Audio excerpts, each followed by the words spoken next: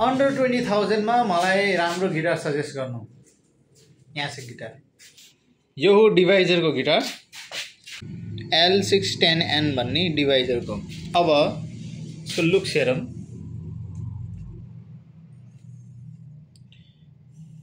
एकचोटि लुक्स देखाइरहेको छु म तपाईँलाई कस्तो छ भनेर।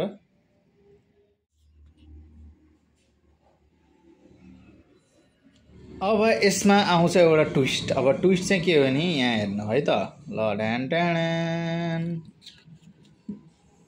ल अब के देख्नुभयो? अब के देख्नुभयो? हेर्नुभयो यो ब्रिज उक्किसकेछ भित्रबाट, यसरी नै यो साइड साइडमा सबै उक्किसकेको अवस्था छ। त्यसकारणले यसलाई म निकालेर फेरि एट्याच गर्न जाँदैछु। होइन दाइ, तपाईँ कस्तो कुरा गर्नुहुन्छ भने अहिले भर्खरै अन्डर 20,000 मा यस्तो राम्रो गिटार रे, अनि अचानकले फेरि आएर ब्रिजै उक्किन लाग्छ, ब्रिज चाहिँ टास्न लाग्नु भएको छ। सो अब यसको बारेमा सानो कुराकानी गरौँ है त। सो डिभाइजरको गिटार अहिलेदेखिको होइन, धेरै पहिलेदेखि नै डिभाइजर आउँछ।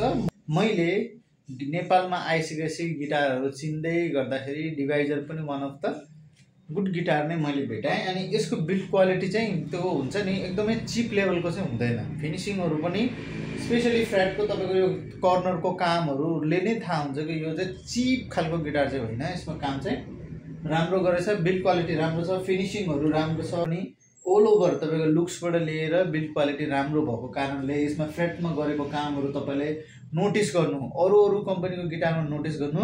र यो एजहरू जुन चाहिँ साइड साइडमा छ नि फ्रेटको एन्डहरू, यो चाहिँ तपाईँले एकचोटि नोटिस गर्नु।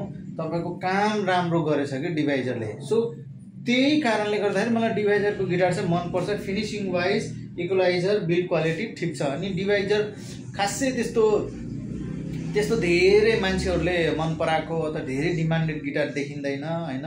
कम्पेयर टु अरू गिटारहरू, मान्छेले मन्त्रहरू अरू गिटारहरू भन्छ, किनभने मार्केटिङ तिनीहरूको धेरै राम्रो भयो। यिनीहरू सस्तोमा, जस्तो ड्रिम मेकरले पनि कतिपय सिरिजहरू सस्तोमा राम्रो दिइरहेको छ होइन।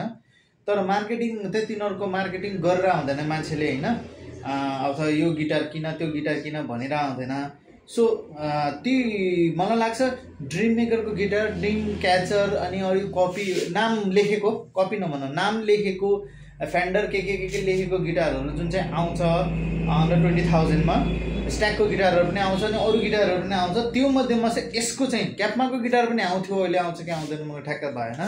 ती मध्येमा छ यसको चाहिँ मलाई क्वालिटी चाहिँ मनपर्छ। यसको बिल्ड क्वालिटी, फिनिसिङ चाहिँ पहिलेदेखि नै राम्रो थियो। यसले चाहिँ कम्प्रोमाइज गरेको छैन, खत्तम सामानहरू हालेको छैन। हो, यसले पनि एनियाले जस्तै रिच स्लाइड मेटेरियल चाहिँ युज गरेर प्लास्टिक टाइपको फ्रेट भनौँ न, सोझै भाषामा बुझ्नको लागि। त्यो मैले एनिया EN-E1X के भन्नेमा मैले पनि भनेको थिएँ नि मैले। हो, त्यस्तरी नै फ्रेटहरू चाहिँ तपाईँको त्यही रिच स्लाइडकै युज भएर आएको छ। तर यसमा चाहिँ जेन्युन वुड नै छ, वुड भन्दा नि कम्प्रेस वुड युज भएको छ। तर फिनिसिङ क्वालिटीको मामलामा अनि ड्युरेबिलिटीको मामलामा चाहिँ यो राम्रो देख्छु। तर पनि कम्पनीबाट कतिपय गिटारहरूमा फल्ट भएर आएको हुन्छ। त्यस कारण हामीले राम्रोसित चेक गरेर गिटारलाई चाहिँ लिनुपर्छ। ओके, यो सानो इन्फर्मेसन तपाईँहरूलाई। Thank you so much.